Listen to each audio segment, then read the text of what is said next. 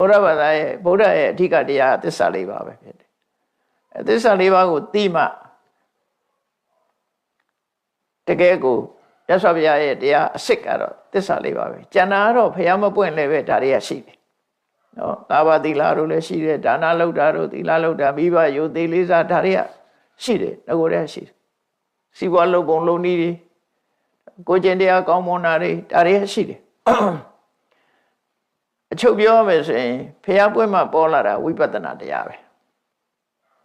အဲ့ဒါတော့ဒီဘုရားပွင့်မှထူးခြားတာသမထတောင်မှဘုရားမပွင့်ခင်လည်းရှိတယ်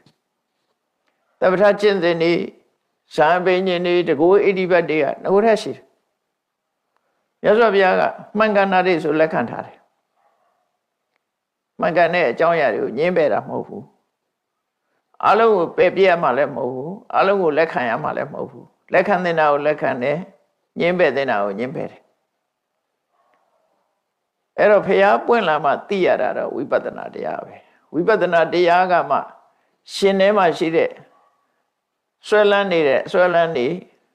တဏှာရကတွေမှားယွင်းနေတဲ့အမြင်တွေကိုဖယ်ရှားပြစ်နိုင်တာဖြစ်တယ်အဲ့ဒီဖယ်ရှားပြစ်မှမဲ့ဆိုတာရနိုင်တယ်ဖို့ဆိုတာရနိုင်တယ်မဲ့ရမှာကိလေသာတွေကိုဖယ်ရှားနိုင်တယ်ဖို့ရမှာကိလေသာတွေကလုံးဝငြိမ်းသွားပြီးတော့အေးချမ်းမှုဆိုတာကိုရနိုင်တယ်နိဗ္ဗာန်ကိုမျက်မှောက်ပြုနိုင်တယ်လို့ဆိုတာအဲ့ဒါကတော့တကယ်အဆင့်မြင့်တရားပဲအဲ့တော့အဆင့်မြင့်တရားကလူတိုင်းအတွက်တော့ဖြစ်ချင်မှဖြစ်မယ်ဘာဖြစ်လို့တော့ဆိုမြတ်စွာဘုရားကဓမ္မတရားကုံတော်နဲ့ပတ်သက်ပြီးဟောထားတဲ့ထဲမှာပစ္စတံဝေရိတဘောဝိညူဟိဝိညူဟိဆိုတဲ့စကားလုံးကဝိညူဆိုတာသူများတဲ့ပို့ပြီးတော့သိတယ်ထူးထူးခြားခြားသိတဲ့ပုဂ္ဂိုလ်တွေကိုဝိညူလို့ခေါ်တာဝိဆိုတာထူးထူးခြားခြားထူးခြားထက်မြက်စွာညူကသိတာထူးထူးခြားခြားသိတယ်မြန်မာလူကတော့ပညာရှိလို့ပဲပြန်လိုက်တာပေါ့နော်အဲ့ဒီထူးခြားတဲ့အသိဉာဏ်ရှိတဲ့ပုဂ္ဂိုလ်မျိုးသားလင်ပစ္စတံဝေရိတဘောကိုယ်တွေ့သိရှိခံစားနိုင်တယ်လို့ပြောတယ်ဒါကတော့တကယ်အဆင့်မြင့်တဲ့တရားပဲဘုရားတရားတော်တွေကအဆင့်မြင့်တဲ့တရားတွေကိုပစ္စတံဝေရိတဘောဝိညုဟိဒီသုံးခုပဲပန္တိတဝေရဏီယောပညာရှိတွေသာသိနိုင်တဲ့ခက်ခဲနေတဲ့တရားတွေဆိုတော့ဘာပြောတာတော့ဆိုပုဂ္ဂိုလ်တ attva ဆိုတာမရှိဘူးဓမ္မတတ္တတာဖြစ်တယ်ဆိုတဲ့ဟောပြောဆုံးမချက်တွေဟာငါဆိုတာမရှိဘူးငါမရှိသည့်အတွက်ကြောင့်ငါဟာဆိုတာလည်းမရှိဘူးငါမှမရှိရင်ငါဟာလည်းမရှိနိုင်ဘူးဒါတွေကအထင်မြင်သက်သက်များတာဖြစ်တယ်ပုဂ္ဂိုလ်တ attva